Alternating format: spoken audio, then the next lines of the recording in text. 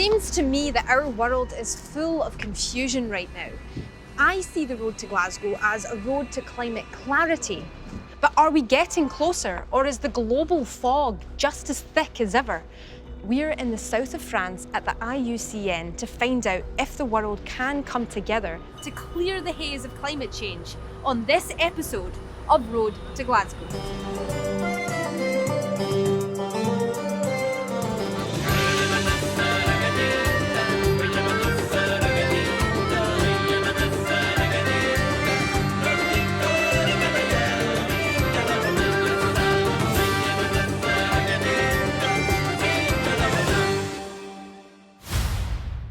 Hi there, I'm Shonagh Smith and we're in Marseilles, France, where the nations are coming together for the IUCN World Conservation Congress, an event self-described to drive action on biodiversity, nature-based recovery and climate change. Drive action. I like the phrase, but is that what will happen? I want to know. That's why I've been on this road to Glasgow, this path to the 26th Conference of the Parties, coming to my home, Scotland, later this year. I learned the importance of combining nature and climate together to reach a real solution when I chatted with Harvey Locke and his Global Goals for Nature and Climate virtual conference. I went to Washington, D.C., where President Joe Biden helped a leaders' summit on climate to find out if the US can be a leader in the global climate effort. What am I looking for on this road? Well, it's the big question. Will 2021 be the year of real global change? And I use the word real. It's not enough that we take action which on the face of it looks great, but at its essence is ineffective at best, or even worse, contributing to the problem. My generation wants real action, strategic action, effective action, not just empty virtue signalling. That's why I've come to the south of France, to the IUCN Congress, to see if I can find answers to my questions. The IUCN is held just every 4 years, and with the cloud of COVID hanging over the globe, this is one of the first meetings in person since the pandemic started. The IUCN, or International Union for the Conservation of Nature, is one of the oldest environmental unions, started in 1948 in France. Through the decades, the IUCN has served as the driving factor in the protection of endangered species, creating the 1980 World Conservation Strategy, a document that has served as inspiration for many governments and organizations. So the idea was to focus on nature, conservation, and sustainable and equitable use of resources. And kind of what's cool about it is that it has a really neat governance structure. So its mandate is pursued and generated by states, so heads of states, by civil society, and also by indigenous peoples organizations. So it's rather unique. There's no other organization that has kind of this democratic approach where they collectively agree on what to pursue and how to pursue it.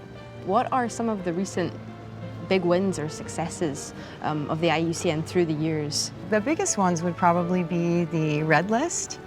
So the Red List is a way of identifying which species are most threatened globally, but it also helps target actions. So how do you conserve them, where to conserve them, how to go about it. So that's one.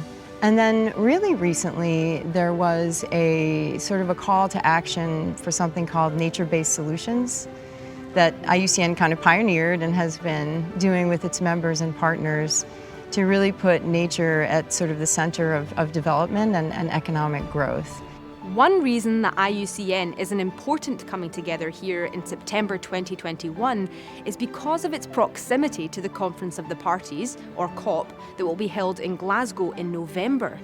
This will be COP26, the annual UN climate get-together that, frankly, through the years has had a mixed track record of results.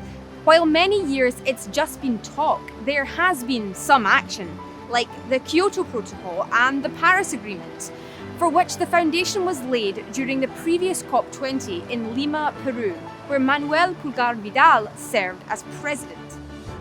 Remember that we are in a time in which we are implementing the Paris Agreement. And for this, what we do need, it is two key things.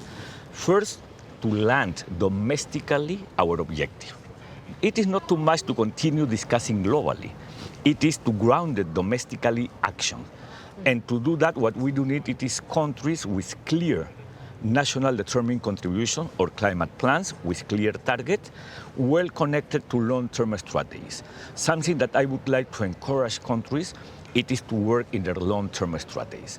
Because the only way to have good action by now, it is if there are connect to 2050 vision.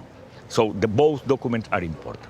But also to ground it domestically, the implementation of the Paris Agreement needs to have the non-state actors, so that means business sector and subnational government, defining their own targets. And those targets must be supported by science, because it is important to track progress, to see how much they are advancing in fulfilling with them. So all of this is happening.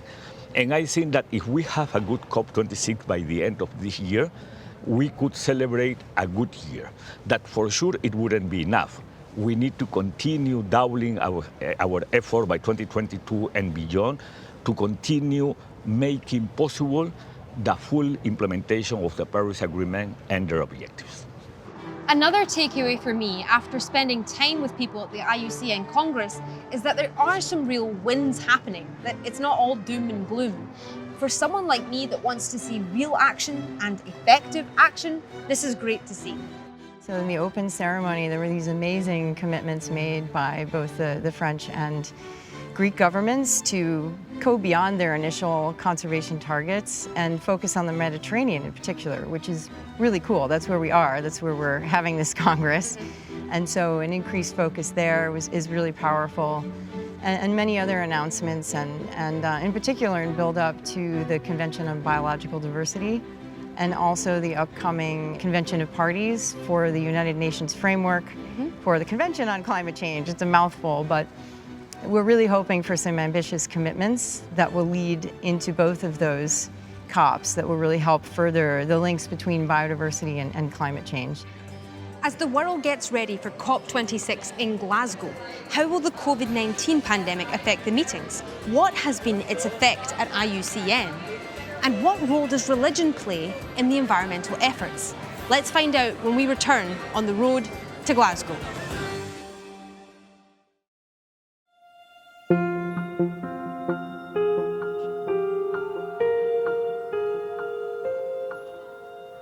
Will COP26 be a conference of action or just another year of talk?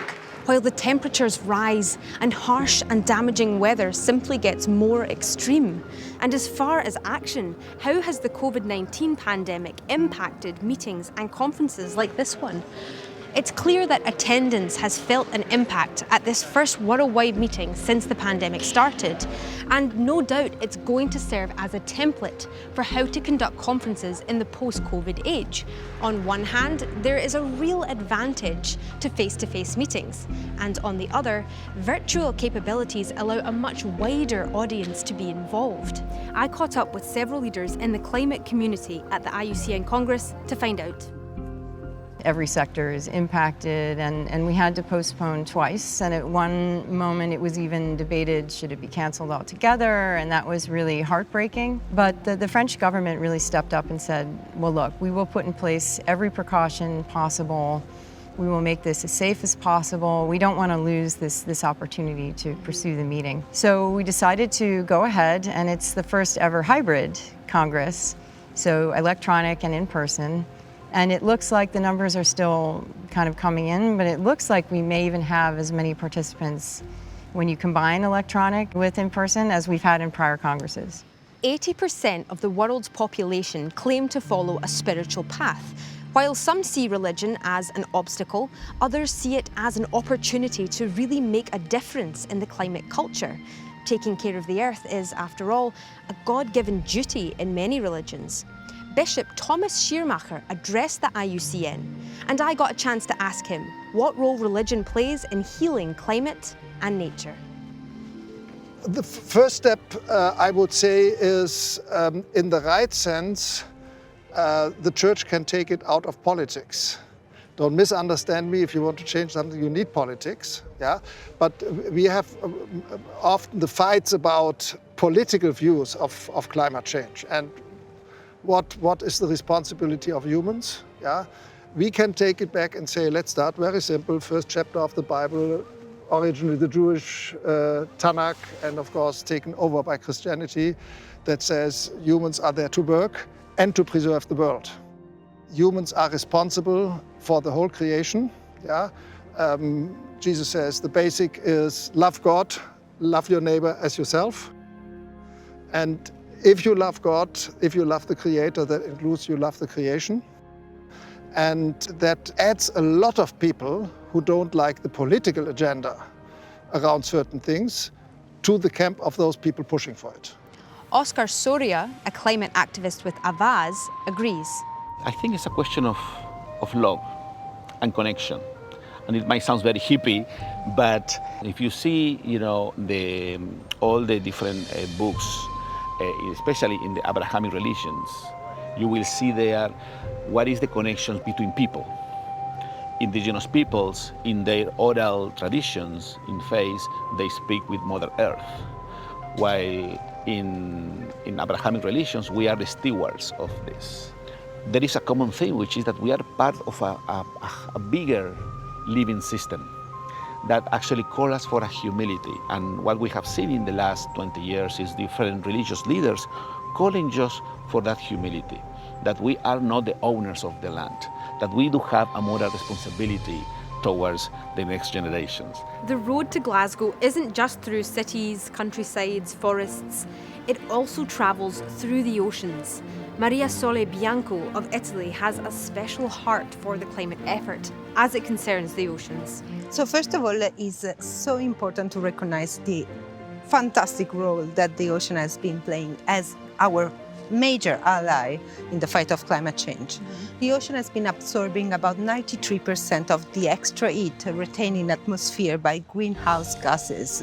If the ocean didn't deliver this service, the temperature of our planet would be on average 36 degrees higher now, okay? So this is fundamental to recognize, but also to recognize that this has consequences. And the consequences that we are experiencing in the ocean is ocean warming, ocean acidification, ocean deoxygenation, and you add on top of them things like loss of biodiversity, overfishing and illegal fishing. You had pollution. So you understand that the picture is not really bright and the ocean is changing dramatically. But the good thing is that we still have time to turn the tide and we know what solution we have available to do that. And what are those concrete solutions that we can take? So fortunately enough, the ocean has an amazing healing power if we leave it the space to do that. And we can do that through marine protected areas. Marine protected areas that are effectively managed deliver amazing benefits, ecological, social, and economic. What I would like to see is the entire global community coming together as one to do something to protect this global common and that we share, because we share one ocean, but we also share the responsibility to protect it. Will more marine protected areas come out of COP26? Will there be a treaty that addresses the overfishing that all the countries actually follow? The oceans are such a key part of the sustainable environment that we all need for survival. The good news is that more and more countries are recognizing the impact that preserving the oceans can make and have been taking steps to protecting. Progress from IUCN and COP26 regarding oceans would be a huge step to something real, to something tangible. Another huge step in impacting our climate are helping and supporting Indigenous peoples. More on that when we return on the road to Glasgow. This summer has been record-breaking in heat, drought and fires. Is it just the cyclical nature of the planet or brought on by mankind? I ran into Sasha Koo-Oshima, UN Deputy Director, Food and Agriculture Organization, to get her thoughts on the problem. From the IPCC report, we know it's mostly from anthropogenic activities. So human activities are aggravating a lot of the problems that we have with the weather events today. So it's causing a lot of shocks and disturbances in many of the land cultivation, in agriculture. Land has, soil has been eroded. There are a number of activities on our soils that also degrade the soils. Pesticide use, a lot of other chemical fertilizers, for example. What would you say is the solution to this huge problem? From the agriculture standpoint, and specifically from the land and water management perspective, because that's the division I am managing at the UN Food and Agriculture Organization, is principally sustainable land and water management. That includes soils. There are a tremendous amount of soil organic carbon potential, as well as wetlands carbon sequestration potential with proper management of our natural resources. These are not new issues. That's the most important thing to put out there.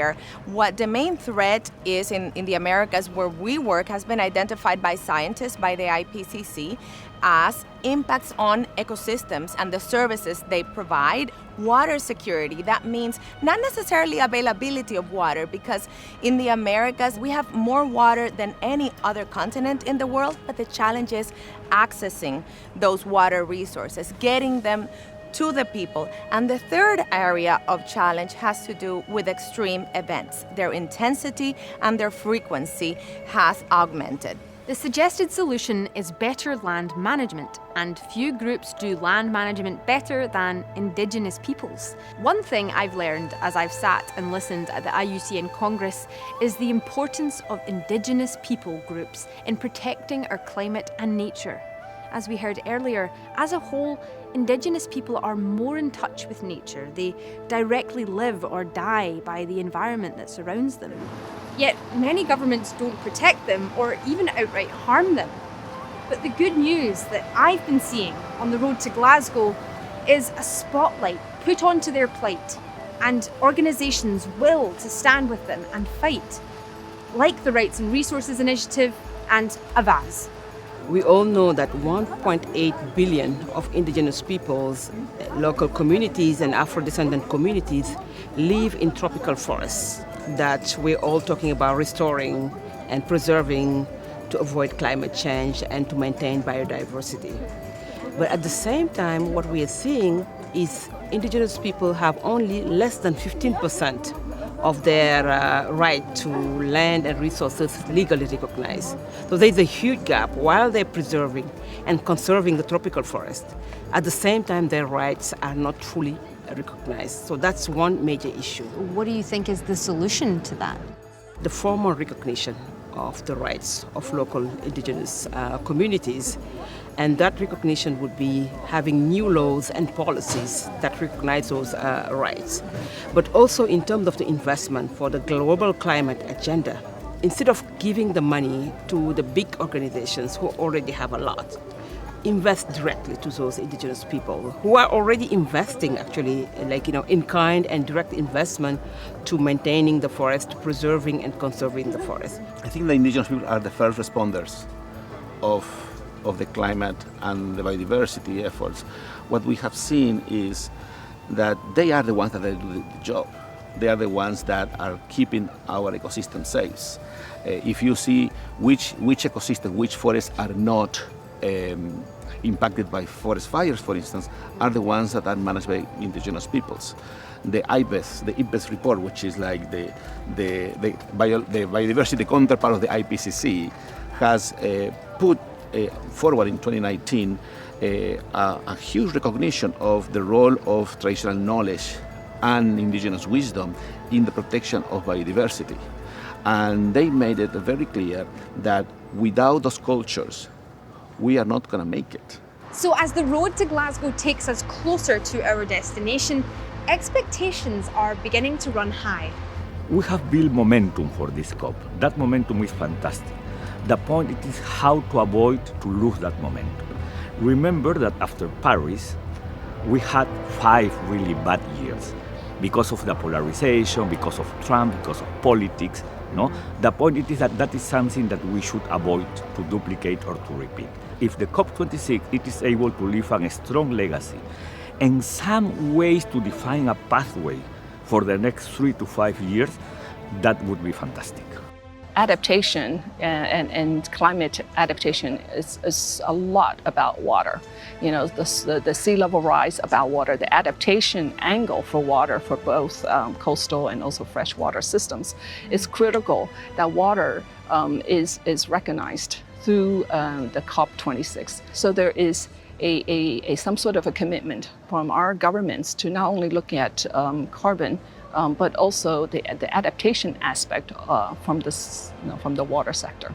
I think moving towards the COP, it will be very important to see how human rights issues should be cross-cutting, as part of the UN post-2020 global biodiversity framework.